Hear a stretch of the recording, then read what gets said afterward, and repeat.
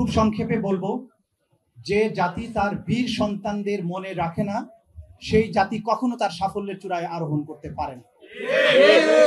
আমরা যদি আমাদের জাতীয় বীরদেরকে ভুলে যাই, আগামীতে যখন আবার এরকম স্বৈর শাসন চেপে বসবে, তখন জীবন দেওয়ার জন্য আনাস, মুগ্ধ, জুনায়েদ এদের মতো যারা আছেন, তারা কিন্তু জীবন দিতে এগিয়ে আসবে না। মনে রাখতে হবে, জীবন দেওয়ার জন্য এই জাতির শ্রেষ্ঠ সন্তানদেরকে আমরা উপস্থাপন করেছিলাম। যারা জীবন দিয়েছেন 1400 শহীদ, তারা এই জাতির সবচাইতে মূল্যবান সন্তান ছিল, মূল্যবান উপহার ছিল, সেটা আমরা জাতির কল্যাণে কোরবানি দিয়েছি। এই শহীদদেরকে যারা ভুলিয়ে দেওয়ার চেষ্টা করবে, এই জুলাইকে যারা ভুলিয়ে দেওয়ার চেষ্টা করবে, এই জুলাইকে যারা ম্লান করার চেষ্টা করবে, এই জুলাইয়ের স্বপ্ন বাস্তবায়নের জন্য যারা বাধা হয়ে দাঁড়াবে, আমি মনে করি এই শতাব্দীর নবম মির্জাফর হিসাবে তারা চিহ্নিত।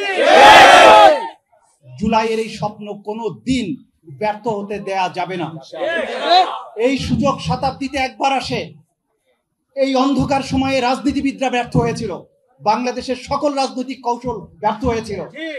তখন এই মুগ্ধ, আবু সাইদের, আমাদের আসিফ, আমাদের নাহিদ, তারা যদি জীবন দেওয়ার জন্য এগিয়ে না আসতো, এই অন্ধকার সময় আরো এক শতাব্দীতে নাও কাটতে পারত।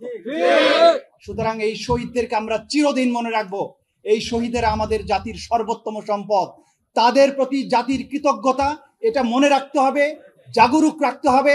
আগামী প্রজন্ম প্রয়োজনে আবারও জীবন দেওয়ার জন্য রাজপথে যাতে নেমে আসতে পারে, সেই জন্য এই শহীদদেরকে আমাদের মনে রাখতে হবে। এই ঋণ কোনোদিন শোধ হবে না। আমি একজন প্রসিকিউটর হিসাবে, চিফ প্রসিকিউটর হিসেবে আপনাদের আশ্বস্ত করতে চাই, অপরাধী যারা ছিল তাদের বিচারের মুখোমুখি করা হয়েছে।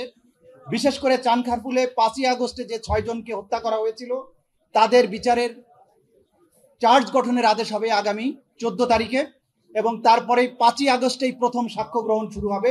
এবং আমরা যারা নির্বিচারে পাখির মতো মানুষকে মেরেছে, প্রত্যেকেই বিচারের মুখোমুখি করবো ইনশাআল্লাহ। বিচার দৃষ্টান্তমূলক হবে, যাতে কেউ এইভাবে আমাদের সন্তানদের উপরে হাত তোলার দুঃসাহস আগামী এক শতাব্দীতে আর দেখানোর সুযোগ না হয়। আপনাদের প্রতি আমাদের কৃতজ্ঞতা। জাতি হিসাবে আপনারা আমাদের পাশে ছিলেন, আছেন। শহীদদের এই স্বপ্ন বাস্তবায়নের জন্য যা যা করা দরকার, স্বপ্ন বাস্তবায়ন পর্যন্ত আপনারা সাথে থাকুন, সেই প্রত্যাশায় আমার কথা এখানে শেষ করছি। খোদা হাফেজ। বাংলাদেশ জিন্দাবাদ।